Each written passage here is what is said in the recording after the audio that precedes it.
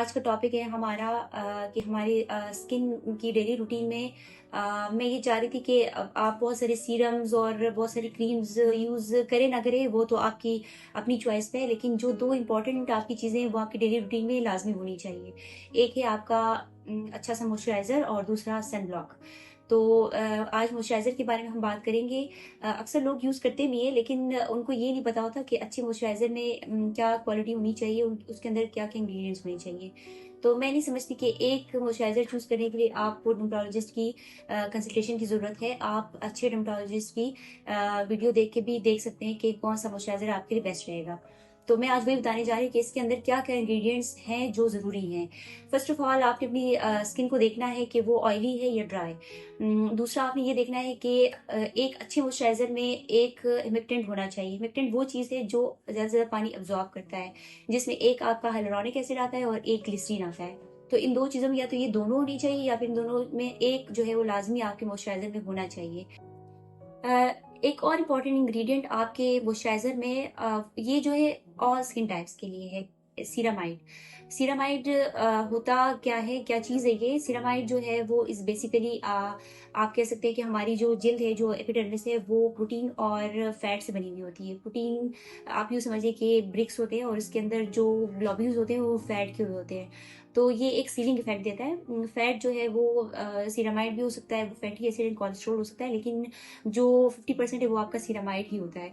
Ceramide आपकी जिल्द को जो है वो यूँ समझ लीजिए कि वाटर प्रूफ बनाता है। तो ये मॉइस्चराइज़र का बहुत इंपॉर्टेंट पार्ट है और ये आप हर स्किन टाइप के लिए बेस्ट है।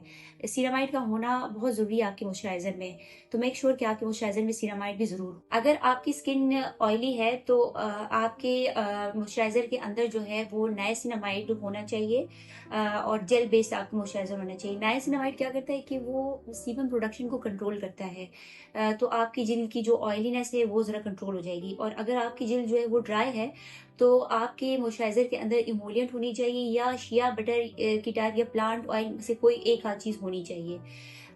इसके अलावा जो ऑयली जिल्द है उसके लिए मॉइस्चराइज़र के अंदर अल्फा हाइड्रोक्सी या बीटा हाइड्रोक्सी में से कोई एक आध कम परसेंटेज में पीस जो है केमिकल एसिड या पीस आप कह सकते हैं वो ऐड हुए हुए होते हैं। तो वो भी आपकी एक्सफोलिएशन को, आपकी सीबम प्रोडक्शन को कंट्रोल करता है। अच्छा, जब एक्सफोलिएशन जो है वो करेगा, आपकी सीबम भी कंट्रोल रहेगी, तो फिर आपकी जो एक्नी प्रोन जिल्द होती है उसमें एक्नी के चांसेस भी कम होते हैं और साथ-साथ में आपकी जो है हल्की-फुल्की एक्सफोलिएशन भी होती रहेगी।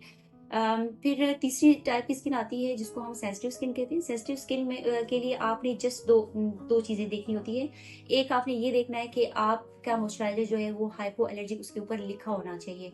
दूसरा वो फ्रेग्रेंस फ्री होना चाहिए ताकि वो आपकी जिल्द को इरिटेट ना करे। आपकी सेंसिटिव जिल्द जो है वो अक्सर चीज़ों से इरिटेट होती है, तो ये दोनों चीज़ें आपने नोट करनी है। तो अभी नेक्स्ट टाइम जब आप मॉइस्चराइज़र खरीदने जाएँ तो फिर ये इंग्रीडिएंट जो मैंने बताए ये आपने ज़रूर दें। Thank you so much.